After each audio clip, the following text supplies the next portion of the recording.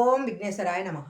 శ్రీ పోతులూరి వీరబ్రహ్మేంద్ర స్వామి వారి కాలజ్ఞానము 4వ అధ్యాయము. పోతులూరి వీరబ్రహ్మేంద్ర స్వామి వారు చెప్పిన జోస్యాల్లో ఎన్నో నిజమయ్యాయి.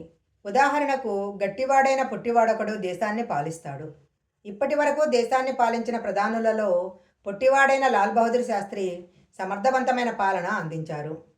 వీరి వల్ల కపటయోగులు విపరీతంగా పెరిగిపోతారు. వీరి వల్ల ప్రజలందరూ మోసపోతారు. ప్రస్తుతము గాల్లో నుంచి ఏవేవో వస్తువులు సృష్టించి ప్రజలను మోసం చేసే బాబాలు, కపట సన్యాసులు పెరిగిపోయారు.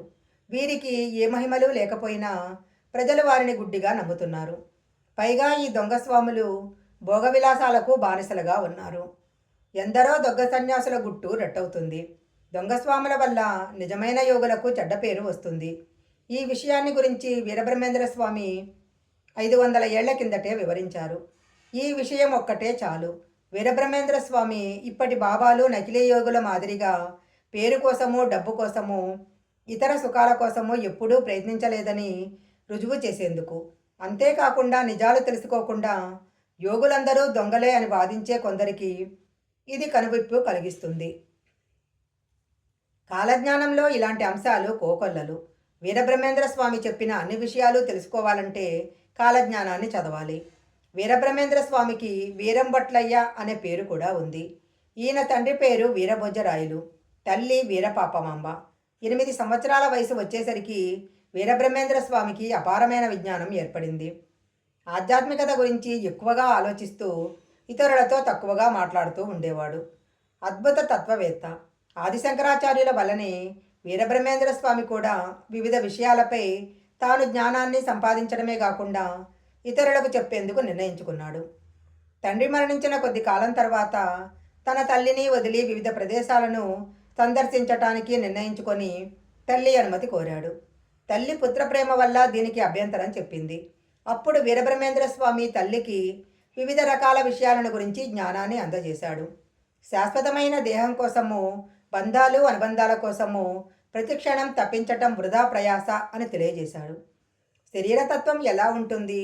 ఈ భౌతిక శరీరం ఆకాశం, గాలి, అగ్ని, నీరు, పృథ్వీ అనే 5 అంశాలతో రూపొందుతుందని తల్లికి వివరించారు వీరబ్రహ్మేంద్ర స్వామి. వేదాలలో కూడా ఇదే ఉంది.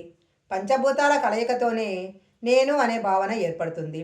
ఈ సమస్త చరాచర ప్రకృతిని అర్థం చేసుకోవటానికి మనకు చెవి, కన్ను, ముక్కు వంటి జ్ఞానేంద్రియాల వల్ల సాధ్యమవుతుంది. వీటి ద్వారా వివిధ రకాల పద్ధతులు, మార్గాల ద్వారా జ్ఞానాన్ని సంపాదిస్తున్నాము. అయితే వీటన్నిటినీ సమగ్రంగా అర్థం చేసుకోవటానికి ఉపయోగపడే తత్వమే నేను లేదా అహము.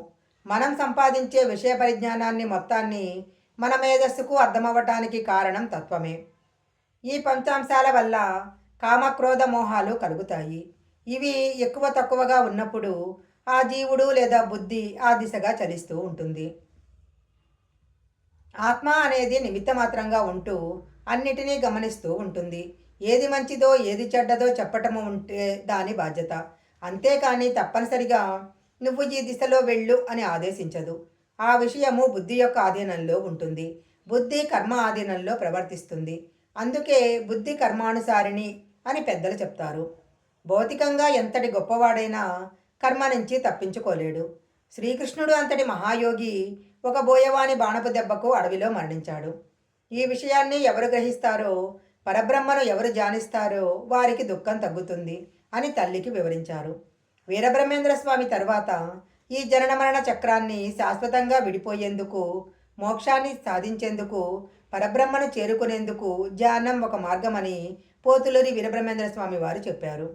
శ్రీ పోతులూరి వీరబ్రహ్మేంద్ర స్వామి వారి కాలజ్ఞానము 4వ అధ్యాయం సంపూర్ణం.